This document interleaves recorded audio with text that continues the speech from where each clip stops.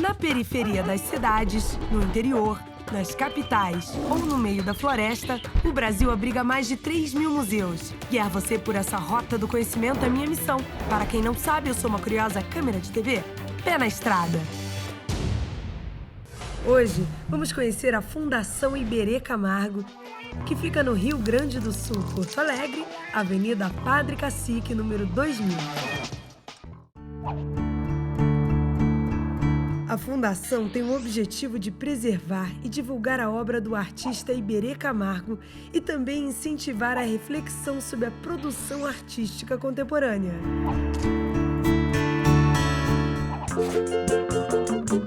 Porto Alegre é a capital do Rio Grande do Sul. Com quase 500 quilômetros quadrados, possui uma geografia bem diversificada, com morros e baixadas e um grande lago, o Guaíba, que tem quase o mesmo tamanho da cidade e que, por isso, foi por muitos anos confundido com um rio. O Guaíba está ligado à história e cultura de Porto Alegre, desde a chegada dos primeiros açorianos até o atual desenvolvimento econômico da região. Aquele ali às margens do Guaíba é o estádio Beira-Rio, de propriedade do Esporte Clube Internacional, ou para os seus torcedores, o Inter. E é aqui, de frente para o Guaíba também, que fica a Fundação Iberê Camargo, um prédio de arquitetura moderna, ousada e que se transformou num dos marcos do turismo do Rio Grande do Sul. Sejam bem-vindos. A Fundação Iberê Camargo, ela foi criada em 1995, com dois objetivos básicos. O primeiro, conservar e preservar a obra do artista Iberê Camargo, e um segundo objetivo de promover a divulgação e o estudo sobre a obra do artista. E para essa atividade se entendeu, à época da criação da Fundação Iberê Camargo, se construir um prédio à altura da obra desse grande artista que foi Iberê Camargo, tido como um dos maiores artistas do século XX brasileiro. O pintor, desenhista e gravurista Iberê Bassani Camargo nasceu em 1914 no interior do Rio Grande do Sul. Aos 14, começou a estudar pintura. Aos 28, fez sua primeira exposição individual. Daí para frente, o artista faturou prêmios importantes e participou de exposições e bienais nacionais e internacionais, produzindo uma extensa obra que inclui pinturas, desenhos, guaches e gravuras. E para que esse prédio tivesse a altura dessa obra, a Fundação Iberê Camargo escolheu um dos maiores arquitetos para elaborar o projeto da Fundação Iberê Camargo. E foi escolhido, então, o arquiteto português Álvaro Siza.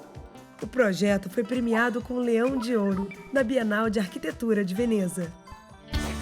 Eu convido a todos a conhecer a Fundação Iberê Camargo, os seus espaços expositivos e conhecer um pouco mais sobre o prédio que hoje abriga a Fundação Iberê Camargo. Hoje, além de conhecer a obra de Iberê Camargo, vamos ser apresentados à sua intimidade, descobrir a personalidade e as excentricidades do artista. E quem melhor para nos contar quem era Iberê, se não seu assistente? Eu conheci o Iberê em 1990, eu tinha 21 anos e fui apresentado por um amigo, sabia que ele precisava de um impressor, eu já fazia gravura em metal. E aí marcamos um encontro, aí quando eu chego lá no ateliê, o Iberê já estava me esperando no portão, eu tinha marcado às 11 horas olhando o relógio, né? E o Iberê era isso, ele era muito metódico, tudo era controlado, o tempo das coisas, né? A qualidade dos materiais, sempre esse rigor, né?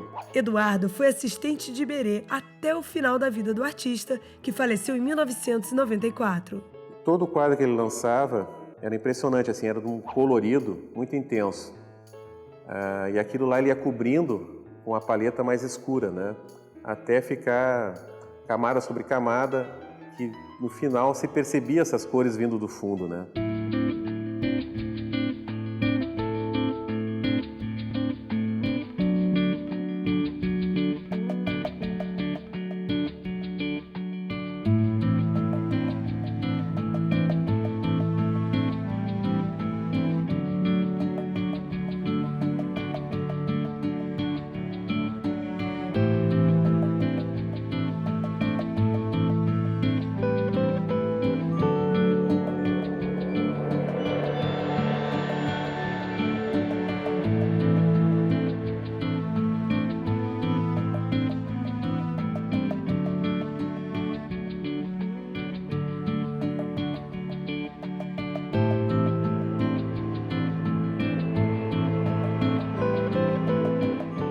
aqui são os carretéis, que são os objetos que eram um brinquedo de infância, que viram um ícone, né? Que viram o seu personagem a partir dos anos de 58 em diante, né? No início eles começam a aparecer na mesa, eles estão em equilíbrio, né? Colocados um sobreposto ao outro, né? E ele sempre com essa tradição da pintura, né? Que era a pintura com modelo, fazia a composição e na pintura ele ia transformando esses carretéis. Em 1980, quando o pintor já gozava de prestígio e fama, um acontecimento trágico no Rio de Janeiro faz o artista voltar a morar em Porto Alegre. Ele mata a tiros um engenheiro no bairro de Botafogo. Uma versão diz que o homem discutia com uma mulher quando Iberê se intrometeu. Após uma luta, o pintor teria atirado no engenheiro. Ele passou um mês preso e foi absolvido por legítima defesa. A próxima fase de Iberê, no começo dos anos 1980, quando volta a morar em Porto Alegre, foram os manequins. Ele se instala na Cidade Baixa, que é um bairro de Porto Alegre, onde é próximo à Redenção, que é o Parque da Redenção. Ali o Iberê começa a frequentar e ali começam a aparecer os seus personagens, né? Onde também frequentava a Rua da Praia, vendo as vitrines, né? Fazendo desenhos frente aos manequins. Aqui então um manequim, que seria o manequim da Rua da Praia, mas já feito dentro do ateliê, onde ele mais humaniza o manequim, né? Já tem formas femininas, já, que é bem visível aqui. E aqui já são os ciclistas, onde ele ia no Parque da Redenção e desenhava direto durante o seu passeio vendo esses ciclistas.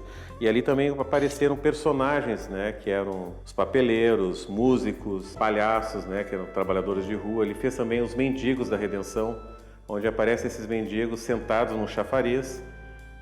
Ele faz o desenho no local e depois faz no ateliê. E esses mendigos depois ele vira um pouco já a fantasmagoria, né? Onde aparece mais a ossatura mesmo, né? Na fase fantasmagórica, seus personagens da Redenção viram fantasmas esqueléticos. Em outra fase também, os ciclistas saem de cena e dão espaço a um novo personagem, a Idiota. E os carretéis, do início de sua carreira, começam a virar constelações que depois desmoronam. Vamos começar a ver a exposição para entender melhor todos esses personagens e as fases de Iberê? Então estamos numa exposição que é a curadoria de Lorenzo Mami. E aqui então ele faz um recorte na obra do Iberê da transição dos seus objetos, que são os carretéis, os dados, né? São as figuras geométricas, para a figuração, onde aparece a figura humana, e no caso aqui mais a figura dele, que é o autorretrato, né? Esse quadro aparece perfeitamente aqui o esboço já de uma face, né? Onde aparecem as sobrancelhas, né? O nariz e o contorno do rosto. E aqui já os carretéis, né? Então ele está se revendo aqui, né? Está revendo tudo que ele já tinha feito, e aqui também já começa a aparecer anunciando mais o retrato, né? O autorretrato, que é a figura dele, né? Junto com seus objetos, né? Essa pintura também aparece no filme que se chama Pintura, Pintura, de Mário Carneiro. Mas aí, por que de repente você resolveu ficar figurativo? Porque há momentos na vida em que nós mordemos o pó e que a vida é mais dura e as respostas talvez sejam mais claras. Se impõe, elas se impõem. Este quadro é um autorretrato, que é um óleo sobre madeira, que mostra bem o Iberê mexendo nessa matéria de tinta, né? Sempre buscando uma forma, e aqui aparece a figura dele, né? E é muito marcante mesmo esse traço do tubo, direto, espremendo o tubo, direto nos traços da figura, né?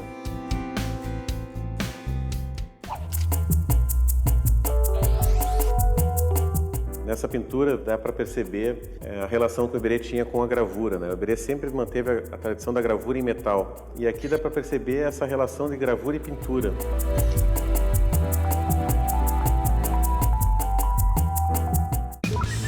A princípio eu não dava nada, mas a partir do momento que eu comecei a conhecer um pouco da história, o porquê do movimento, dos carretéis, do autorretrato, para mim, me toca bastante as obras dele.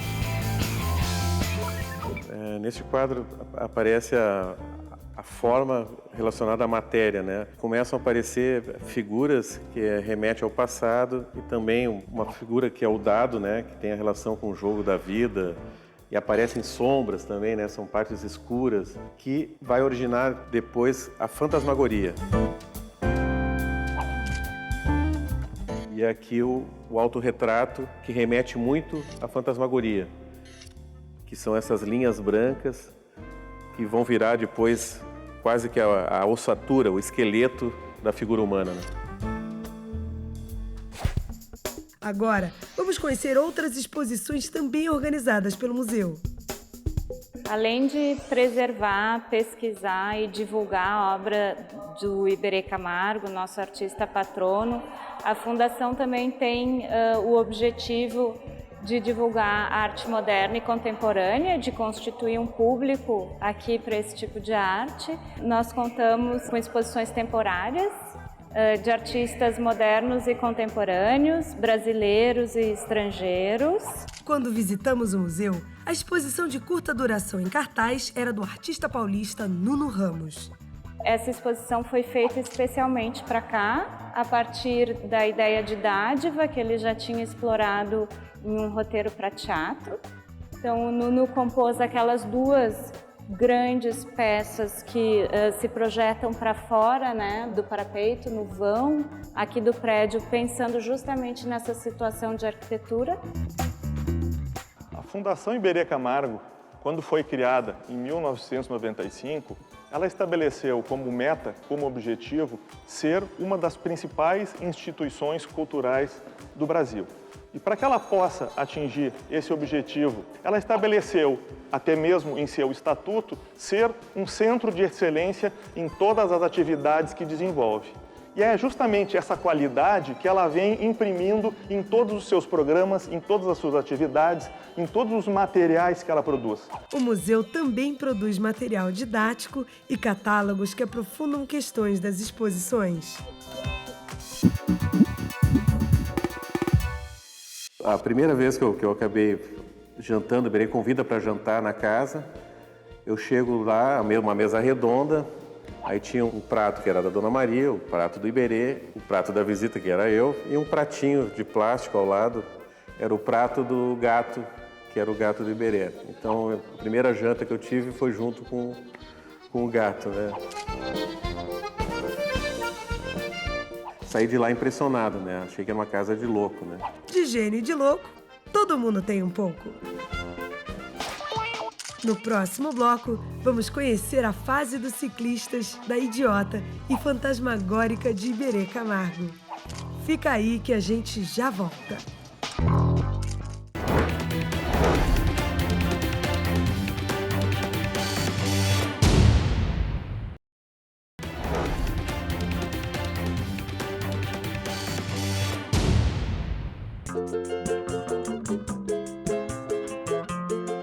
Voltamos a Porto Alegre, Rio Grande do Sul, para continuar nossa visita à Fundação Iberê Camargo, que preserva e divulga a obra do artista.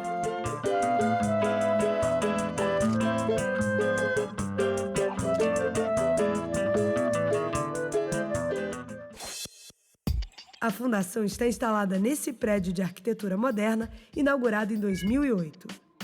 O arquiteto Álvaro Siza, quando elaborou o projeto arquitetônico da sede da Fundação Iberê Camargo, ele teve uma preocupação muito grande com as questões ambientais ligadas ao prédio, a responsabilidade ambiental desse prédio. E como é que se percebe essa responsabilidade? Primeiro, pelo próprio local onde a fundação foi construída, está instalada. Aqui era uma pedreira, uma antiga pedreira não mais utilizada, que o arquiteto Álvaro Siza, ao projetar a sede da fundação para esse local, na realidade ele devolveu esse local para a população. Entre outras preocupações ambientais do projeto estão a reutilização da água da chuva e o baixo consumo de energia. As janelas também foram projetadas especialmente para garantir a iluminação natural e, claro, para que os visitantes apreciem a cidade sob um outro ângulo, trazendo um novo olhar para Porto Alegre.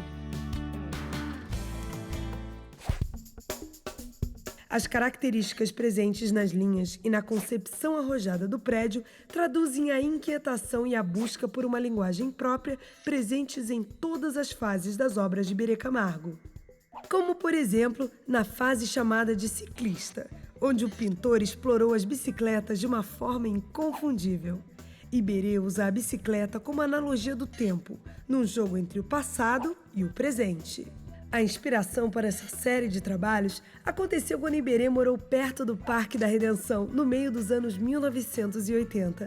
E lá tinha a chance de presenciar a movimentação de muitos ciclistas. Registrou suas indas e vindas em seus cadernos de desenho. Com base neles, surgiram as pinturas. Sou um andante. Carrego comigo o fardo do meu passado. Minha bagagem são os meus sonhos. Como meus ciclistas, cruzo desertos e busco horizontes que recuam e se apagam nas brumas da incerteza. Aqui já é um quadro onde aparece o personagem ciclista, né? Que são duas figuras que captou na Redenção e transformou nessa pintura que tem muita relação também com a locomotiva, né? Que seriam as rodas da bicicleta, seria a roda do trem. Né, o preto, o negro que aparece seria o carvão, né, que faz alimentar o movimento da locomotiva, que tem esse vermelho que representa o fogo também. Bom, essa aqui é a ciclista de 1990. Quem posou para esse quadro foi a modelo, que é amiga, Lia Raffiner. A Lia ficou em cima da bicicleta durante um bom tempo, onde ele foi refazendo novamente, sempre aquele processo de destruir, então dá para perceber que a figura da cabeça é onde está mais trabalhado, né? E ficou também no final uma forma felina, né? E aí tem aquele processo também de raspar, usar a ponta da espátula, né? O tubo de tinta direto.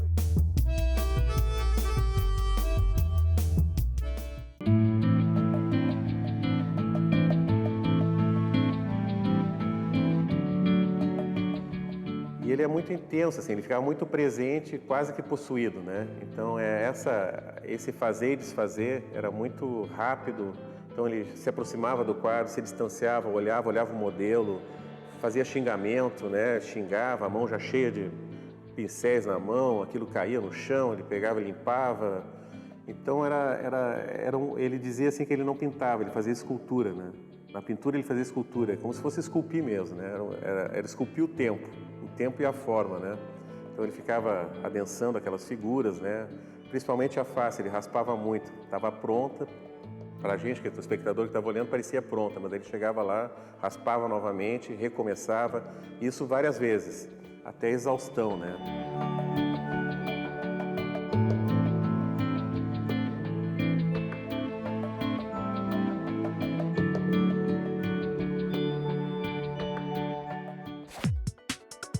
Iberê sempre produziu muito. No seu último ano de vida, quando já sabia de sua doença, ele produziu ainda mais intensamente. Ele sabia que não tinha tempo a perder. É nesse período que aparece a Idiota, uma personagem estagnada perante o mundo.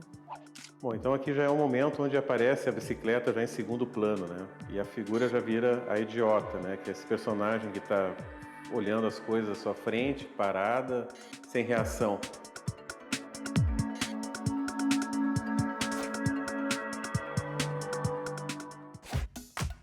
Vamos ver mais uma exposição de curta duração que estava em cartaz na nossa visita? Ela se chama Liberdade em Movimento, a exposição que nós estamos vendo aqui, e reúne artistas que trabalham com caminhada, que não fazem obras físicas, materiais, mas que optaram pela ação, muitas vezes uma ação no tecido social. Essa exposição ela mistura artistas históricos com artistas mais contemporâneos. Nós estamos aqui na obra da Lígia Clark, com duas pessoas fazendo essa obra, que é quando ela acontece. A gente tem aqui o texto da Lígia explicando, contando, né, a ideia do Caminhando, algumas fotos, mas essa obra, assim como muitas outras que estão aqui nessa exposição, só acontecem de fato quando são experimentadas. A exposição traz também trabalhos como o da Emily Jacir, que trabalha a questão da fronteira entre Israel e Palestina, uma artista palestina, se oferece para fazer favores em qualquer lugar da Palestina. Então pergunta para pessoas que por algum motivo não podem entrar em determinados lugares, o que ela gostaria que ela fizesse por essas pessoas lá. São todas obras assim que vão muito além do que está aqui. Por isso tanta documentação, tantas fotografias, tanto texto, para que o visitante possa se aproximar da ideia que move essa prática artística, que não se limita a um objeto, que não se limita ao que está aqui dentro do museu. Então é uma exposição que está sempre apontando para fora e nos convoca a caminhar também, a participar, a tomar parte desse movimento. Vamos agora conhecer mais uma série de Iberê, a Fantasmagoria. Aqui já é o Iberê pintando o manequim, né, que depois vira essas criaturas aqui que são quase não, são esqueléticas, né, que só aparece essa forma de ossatura, né, aqui quase um crânio, uma caveira, né. E o que é interessante é também que tem essa rapidez como uma linha mesmo, né? Como se fosse uma linha do carretel, né? Solto, né? Essa linha vai tecendo as figuras, né? E todo o colorido que vem por trás, né? O Iberê também ele foi um cronista do seu tempo, né? Então ele sempre, as situações que ele vivenciava, que ele via, ele transpunha isso na pintura, né? Tem um momento que falou que a vida dói, né? E que ele também sempre fez as coisas com muita paixão, né? Que ele não era um homem de tocar as coisas com a ponta dos dedos. Então, o Iberê era isso, era uma entrega para a pintura, né? Que eu tenho esse amor da pintura, compreende? Isso é uma coisa muito importante. Amor das coisas que foram amassadas pelas gerações. O ente da arte, porque isso aí, não fizemos da arte uma outra coisa que não seja arte.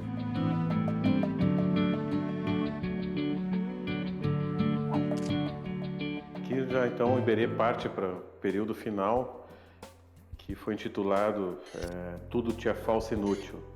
Esse título vem de uma frase do Fernando Pessoa. E o que é interessante também é que a bicicleta já virou um destroço, né? Já está toda ela destruída, ela está sendo soterrada, né? E essa figura, vendo esse acontecimento, né? Tudo que ele tinha feito já não tem mais importância, né? As coisas já estão se destruindo. Os carretéis também já tinham desabado da mesa e também soterrado, né?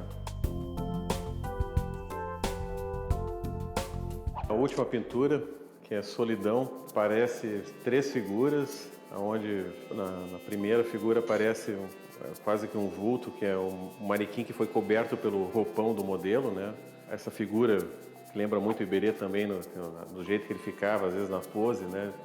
E aqui novamente uma figura feminina mais felina também, com uma característica de gato. E é uma pintura que ele estava já bem enfermo, assim, ele estava quase sem capacidade para pintar, né? Tanto que ele assina o quadro. Ele viu que não tinha mais condições de acabar. Dá para perceber que é uma paleta mais clara, né? Que todo o quadro que ele quando começava, ele era um colorido intenso, né? Então se percebe que realmente aqui eu acho que ele não teve condições de acabar, né? Deixar aquela paleta mais escura que ele fazia.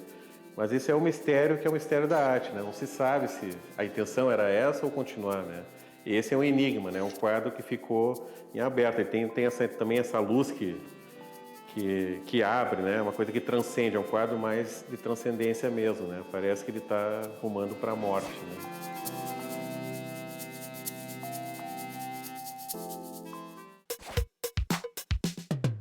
Em seus quadros e gravuras, Iberê Camargo nos deixou um legado de inquietação, de provocação, mas também de busca e compreensão da alma humana.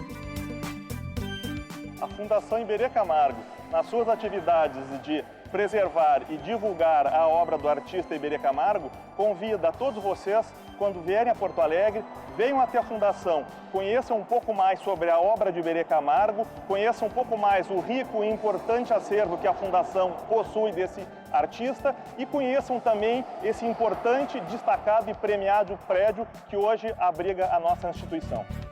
Ficou com vontade de vir? O convite foi feito. Entra no site.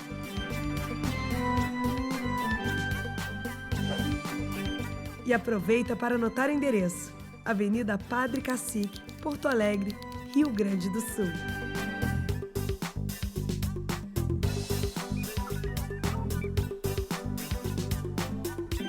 Tchau, pessoal!